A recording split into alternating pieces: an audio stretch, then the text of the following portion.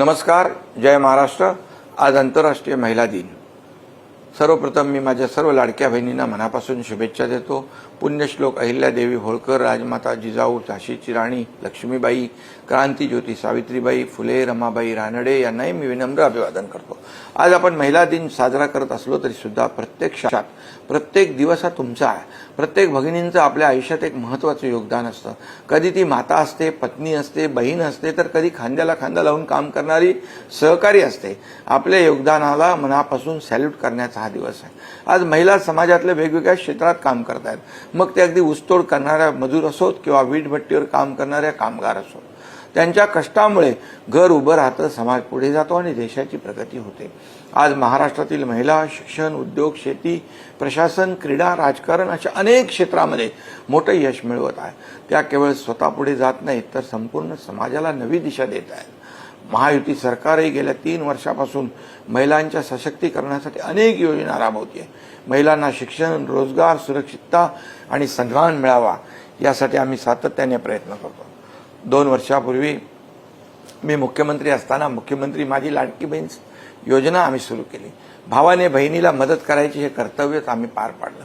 आजही आम्ही ही योजना राबवत आहोत आणि पुढे सुद्धा ती सुरूच राहील। मुख्यमंत्री महिला सशक्तीकरण अभियान राबवून प्रत्येक जिल्ह्यात किमान 1 लाख महिलांना शासकीय योजनांचा थेट लाभ दिलाय। महिला बचत गटांना निधी वाढवून दिला, त्यांना अधिकाधिक सोयी सुविधा दिल्या। लेक लाडकी योजना, लखपती दीदी, चौथे महिला धोरण, शासकीय कागदपत्रात वडिलांबरोबर आईचे नाव लावणे असे अनेक पथदर्शी निर्णय आम्ही घेतले। संपूर्ण राज्यातील महिलांची आरोग्य तपासणी केली। हे सगळं एवढ्यासाठीच केलं कारण जेव्हा महिला सक्षम होते तेव्हा कुटुंब मजबूत होतं, समाज मजबूत होतो आणि त्याचवेळी महाराष्ट्रासारखं राज्य अधिक शक्तिशाली होतं। आज शिवसेनेच्या माध्यमातून अनेक महिला समाजकारण आणि राजकारणामध्ये चांगलं काम करत आहेत। परवाच आम्ही डॉक्टर ज्योतिताई वाघमारे यांच्यासारख्या सोलापुरातील अत्यंत गरीब कुटुंबातून आलेल्या महिला कार्यकर्तीला राज्यसभेचं खासदार केलंय।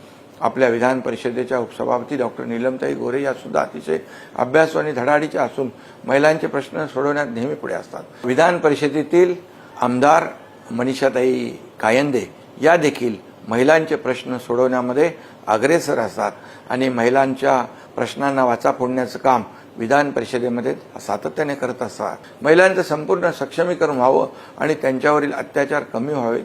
अत्याचार करणाऱ्यांना कठोर शिक्षा आणि ती सुद्धा तात्परतेने व्हावी हेच आमचं प्राधान्य आहे आणि पुढे सुद्धा राहील। मी आंतरराष्ट्रीय महिला दिनाच्या निमित्तानं पुनश्च एकदा महाराष्ट्रातील सर्व माता भगिनींना माझ्याकडून मनापासून शुभेच्छा देतो। जय हिंद, जय महाराष्ट्र।